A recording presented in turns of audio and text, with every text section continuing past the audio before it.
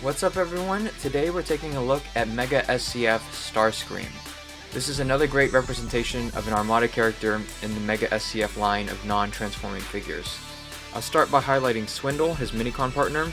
He's got a lot of detail for his size. Got the black tires, the red paint, the gray highlights there on the knees and inside of the body, which I like a lot. Even a little bit of white there on the top of the tires and the top of his head.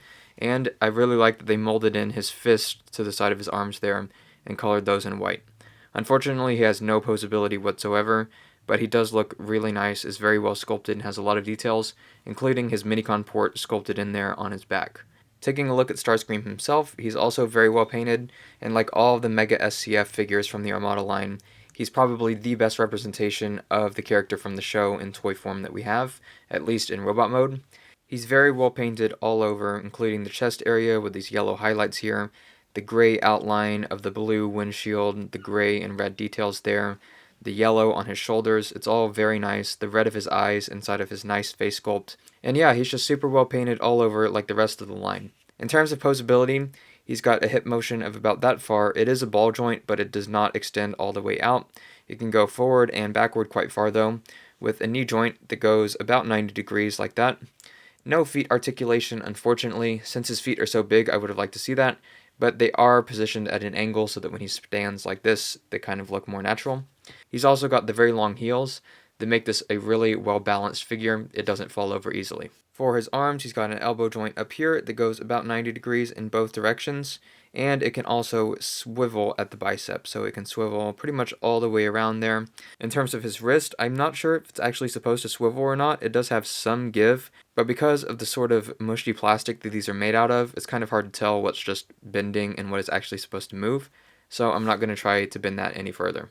What's really nice about this SCF figure that we don't get on the mainline figure though is the shoulder posability, and so this piece up here can turn all the way upward, which allows for much more dynamic poses than the mainline Voyager or Ultra Class figure. And because they are on ball joints, you also get some inward and outward motion there. These are quite easy to pull off, so you can see the joint as it is assembled. So if I go like this, then you can see it's a ball joint there that plugs into that socket there. And yeah, that shoulder joint adds for a lot of posability and expression that the other figures of Armada Starscream don't have. Both of his wings attach at the bottom here and can be pulled out quite easily, so you can take off either of his wings. Of course, if you want to be accurate to the show, it would be his left wing that you take off, and then you give him his sword that he comes with. So the wing and the sword are completely separate pieces. The wing does not unfold into a sword, and the sword itself is its own unique weapon. Painted a somewhat shiny silver. It has the pieces in it that suggest that it would fold into a wing, but it doesn't actually fold whatsoever. It's one solid piece. And so he can hold that in either hand just like that. And if you wanted to, of course, you could keep the wing attached to give it maybe like the look from the Armada video game where he has a sword despite having both of his wings attached. Not accurate to the show, but it is something that you can do if you so desire. So you can have something like that. Unfortunately, his null ray cannons do not pop forward in any way whatsoever, so those are not represented as a feature on this non-transforming figure. But something that is interesting, and I don't know why you would want to do this, is you can pop off this entire back wing piece, which leaves him looking like this. I guess it makes him look a bit more like his protoform appearance in the show, but yeah, I don't know why you'd want to do that. Hotshot's back pops off in a similar way. I'm not sure why, but yeah, you can do that. Here's a quick size comparison with Core Class Kingdom Starscream, just for the heck of it, and the Thrilling 30 Armada Starscream. You can see he's quite a bit shorter than Thrilling 30 Starscream, but is much more accurate to the Armada cartoon. And here is the Hasbro original Armada Starscream, who's obviously much larger than all of these guys. And here he is next to Armada Tidal Wave, just because this is probably the only figure from the original line that you might say he scales to. Tidal Wave was absolutely enormous in some episodes, of course, but kind of smaller in others as the show went on. But yeah, that's probably the only figure I can think of that he might scale with. So, all in all, he's another great figure in the Mega SCF Micron Legends line.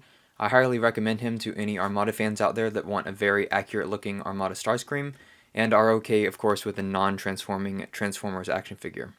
Next to the Thrilling 30 Armada Starscream, which is a figure that I like, he's just clearly much more show accurate. Even if you had the more show accurate colors on this figure in the form of the Takara version, this guy still just absolutely takes the cake in terms of tune accuracy, proportions, detail, the sword, everything. It's much more accurate on this guy. So, thanks for watching. Check out my other reviews of the other Armada or Micron Legends SCF figures on my channel, and stay tuned for more Transformers content.